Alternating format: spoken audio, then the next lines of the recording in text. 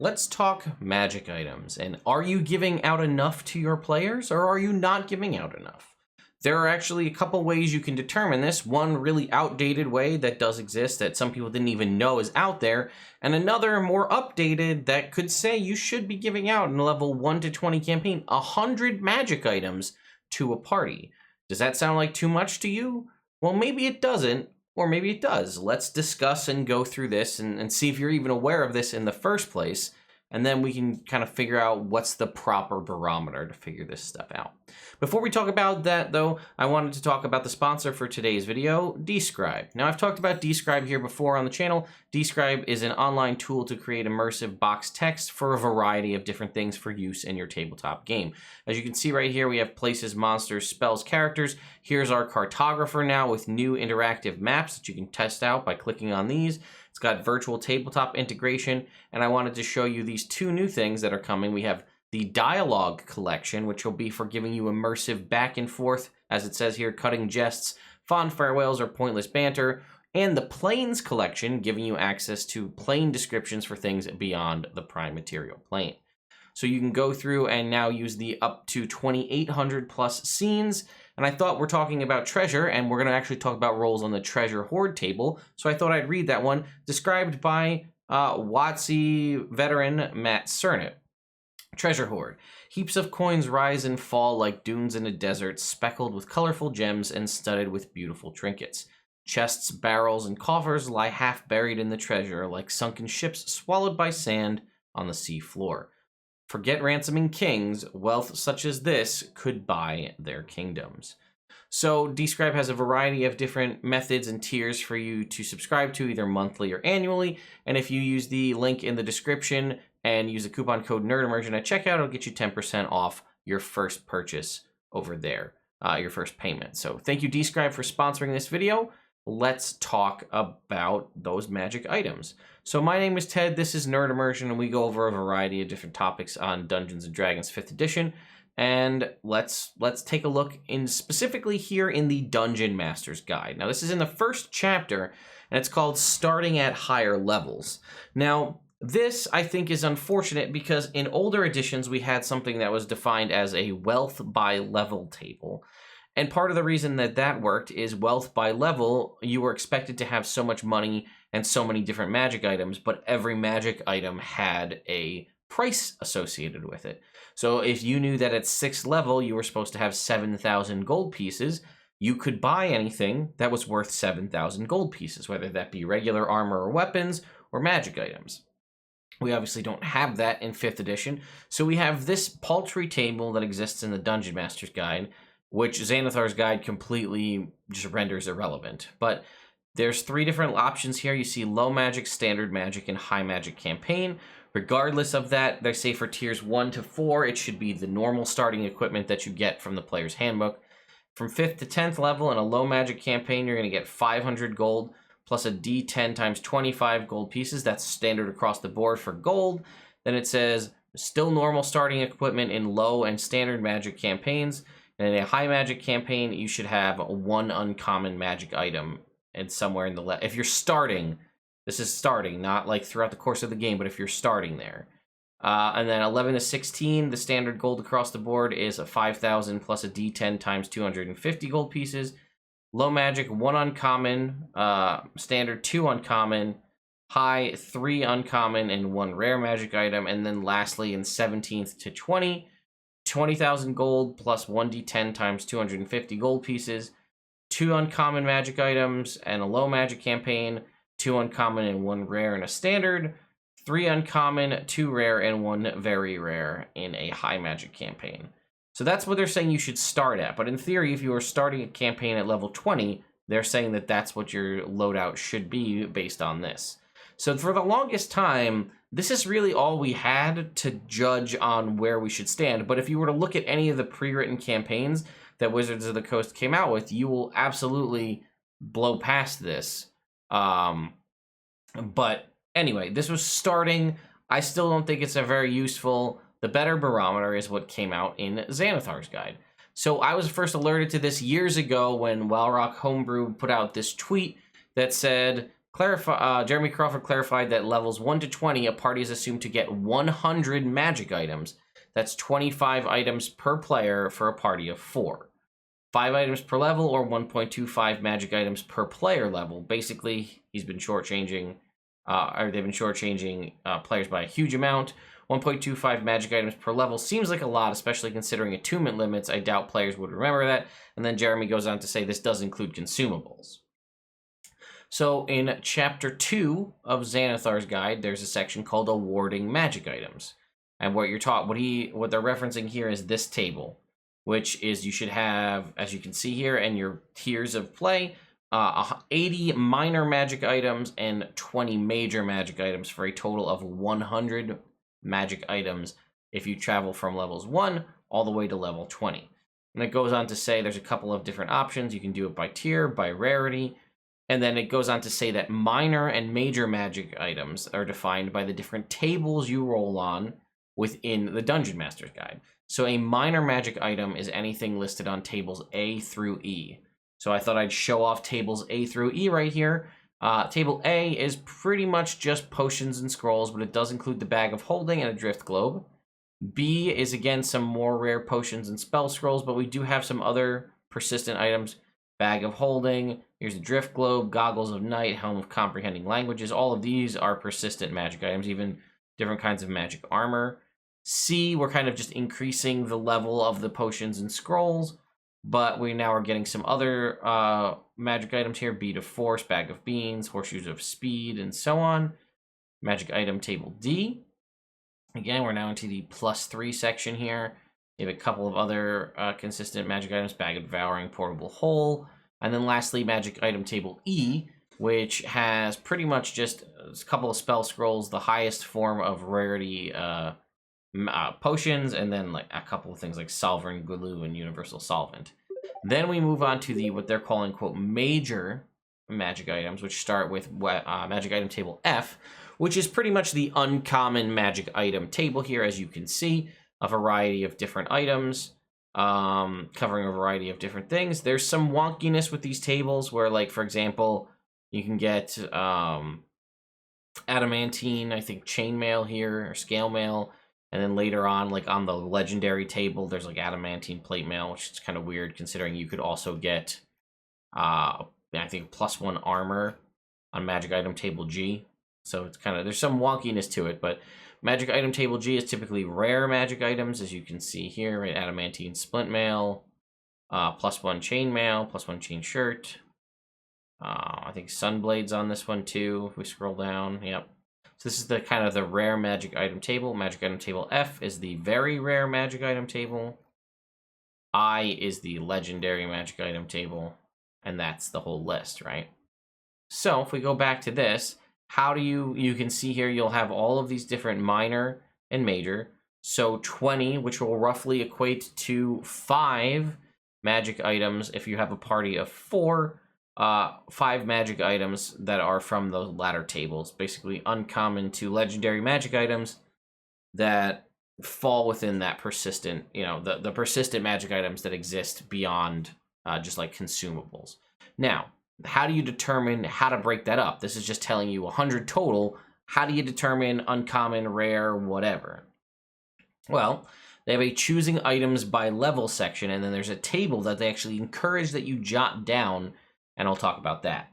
So it says you decide when to place them in the adventure, but the magic items awarded by rarity serves as your budget for this, and they give you a little sidebar here to talk through it. So 1, jot down a copy of the table in your notes so that you can make adjustments to the numbers as you select items to be placed in the adventure.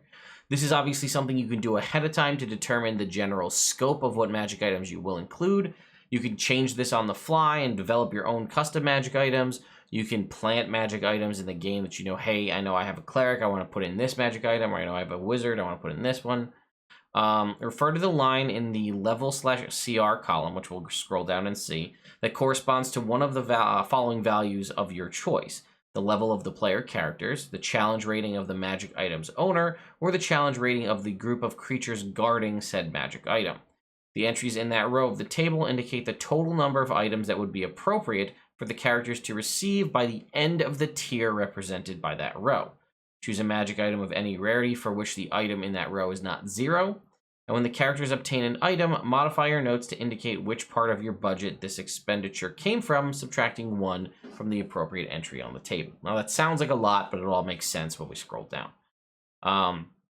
So here it is. Here's the minor magic items table and the major magic items table. And you can see challenge rating. This is player level or challenge rating, and it's split up into the different tiers, 1 to 4, 5 to 10, 11 to 16, 17 plus. And it kind of gives you the breakdown. So according to this, I didn't add these all up, but I'm going to assume that these all add up to 100. Yeah, right, that's 12. Yeah, it does. So basically, it's saying that you should have essentially 7 legendary consumable style items from the minor magic items table and 4 legendary items from the magic item table I, the persistent one. So essentially, every one of your party members, if they make it to level 17 plus, every one of your party members should have a legendary item. One of them should be getting a legendary item in the levels 11 to 16 region. So that's something that I feel like is often overlooked. Giving out 11 total legendary magic items by the time they are in the 17 plus. Now, again, if your game doesn't go that high, it doesn't really matter, but... So let's take a look at that again. So you take this table, you clear out, you have this table basically in your notes somewhere. You can print it out, I guess, too, if you wanted to, or make it in Excel, whatever it is, print it out. Now, it says refer to the line in the levels CR column, which is right here, that corresponds to one of the following values. The level of your player characters, whether they're level 1 to 4, the challenge rating of the magic item's owner, right? So if it's a staff owned by a wizard and he's CR 10, well, that's right here. Or the challenge rating of the group of monsters guarding him. If it's a group of monsters that equals out to CR 10, that's that.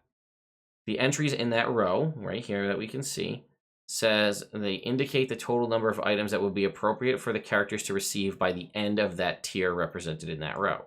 So in this tier, by the time the party is level 10, they should have all of these consumable minor magic items, 5 uncommon magic items, and 1 rare magic item is what it's saying. So when you go to give something out, it says choose a magic item for, of an item where the entry is not 0, meaning no legendary, no very rare, no legendary for these items, so ignore the zeros. When a character obtains an item, modify your notes to indicate which part of your budget comes from and subtract it by 1. So if that 10th level wizard that the party defeats had a rare staff, you would take this and drop it to 0. Now that item is 0, so when you go back to your magic item budget going forward, you ignore the zeros, i.e. that 1 is gone. It says, in the future, if you choose an item of a rarity that's not available in the current tier, but is available in a lower tier, deduct the item from the lower tier. If all lower tiers also have no magic item or no items available of the given rarity, deduct the item from a higher tier. So there you go. And then it talks about how you can choose, you can do more piecemeal and just give them out whenever you feel you see fit. But, it says, where did it go? The characters acquire 1 item deducted from the magic items awarded by rarity table. Whenever you do so, start with the lowest tier and deduct the item from the first tier. And then it says you should also potentially overstock your adventure. So it says not all players are going to find every magic item that you put in there. So it's okay to add more magic items into the game with the thought process that 25% or so of the magic items the party won't find. Unless everything's in a super easy to loot location. And that's something I feel like I struggle with, and I feel like potentially other DMs struggle with, is like the party won't find stuff. Like, it's entirely possible. Like, you design a dungeon with a cool secret door and like cool stuff in it that you want them to find, but they don't roll high enough, they don't do whatever, and then they just miss it. And it's okay for them to just miss it and not find it. But I also understand, like, you being like, oh, maybe there's something else in that room you want to check a little closer because you don't want them to miss it. But then at that point, if you want them to have it, don't make it an option. Just make it so they can find it. You know what I mean? Don't gate it behind a roll if you're not comfortable with them not finding it. And it gives an example. It says, for an example, an adventure designed to take characters from levels 1 to 4, which we can see here will give you a total of 11 items. 6 common, 2 uncommon, 1 rare, and then 2 uncommon major magic items. Might include 14 items rather than 11, and the expectation that 3 of those items won't be found. And then it has a little bit more behind the magic item distribution. The DMG assumes a certain amount of treasure will be found over the course of the campaign. Over 20 levels of typical play, the game expects 45 rolls on the treasure hoard table. Okay, so let's go to the treasure hoard table, because these are individual treasure. We're ignoring those. We are going to the treasure hoard levels here, right? So it says 7 rolls on the challenge rating 0 to 4 table. So this is this one. So you would have your party members roll on this table, or you would roll on this table. This 7 rolls on here, and depending... Now look at this. This is for challenge rating 0 to 4. Look at this. You could be getting a D4 magic items from challenge or magic item table F, or once from magic item table G if you roll very high on this. 7 rolls on this table, it assumes. 18 rolls, folks, on this table here, which you can see can give you a variety of different items, even a D4 on magic item table G, which I believe is the rare magic item table. And if you roll a 4, that could be giving you 4 flat out rare magic items right there. Again, it's all random, but you should be, they're saying potentially 18 rolls on this table, 12 rolls on the challenge rating 11 to 16 table, which is significantly higher amount. Even the low numbers potentially get you multiple magic items. And there's potential for legendary magic items here. And then 8 rolls on the challenge rating 17 plus table, potentially giving you, all of these instances would give you a D4 shot at the legendary magic item table. So quite a variety there. Because many of the table results call for more than 1 magic item, those 45 rolls will result in the characters attaining roughly 100 magic items, or 100 items rather. The optional system described here yields the same number of items distributed properly throughout the spectrum of rarity, while enabling you to control exactly which items the characters have a chance of acquiring. So that's the thought process. You can use this to kind of meter it out and have it be a little bit more balanced. But if you're using the table, they're saying they expect you to roll 45 times. This pretty much determines it at random and could obviously get you above 100 if people roll very high or you roll very high, and the numbers, if you're getting multiple magic items and you get to this challenge rating 17 and you roll 86 to 100 and roll a 4, or sorry, 81 to 100 and roll a 4, that's 4 legendary items dropped in that individual hoard. So I thought this was a really interesting concept because I'll be honest, I forgot about that chapter in Xanathar's Guide. I think I remember reading it up front and being like, man, that seems like a lot. But I don't know. I tend to run very high power magic item games, but maybe I don't. You know, I would like it to be an interesting concept to go back for me and evaluate all of the different magic items that I've given out to my party and see where I stand up in this. Now, I like to create magic items myself. That's one of my favorite things to do, is create homebrew magic items. So the power level on that obviously could be skewed depending on my bias or you know, how I've designed something. It might be overpowered or underpowered compared to what items are described in the Dungeon Master's Guide or other, you know, official 5e sources. So that might skew things a little bit.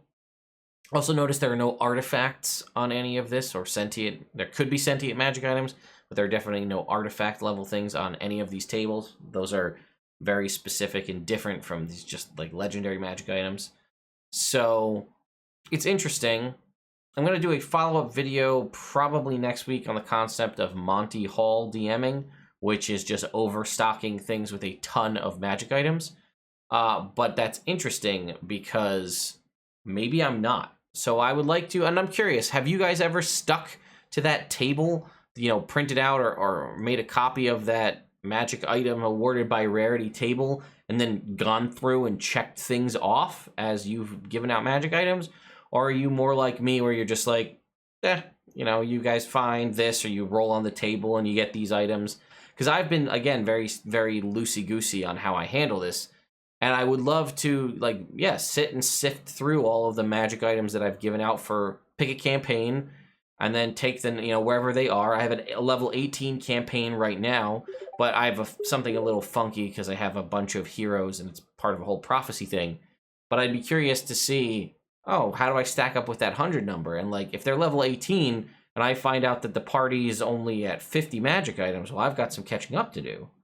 Or would you just say leave it like it is because that's where you thought it was, or do you think like they should just find some big cache of treasure? I don't know. So I love these kind of discussion videos. I love chatting this out with all of you and possibly illuminating some rules and concepts that folks are unaware of. Thank you again, Describe, for sponsoring this video. Check that link in the description if you'd like to go check that out for yourself. And I will see you all next time.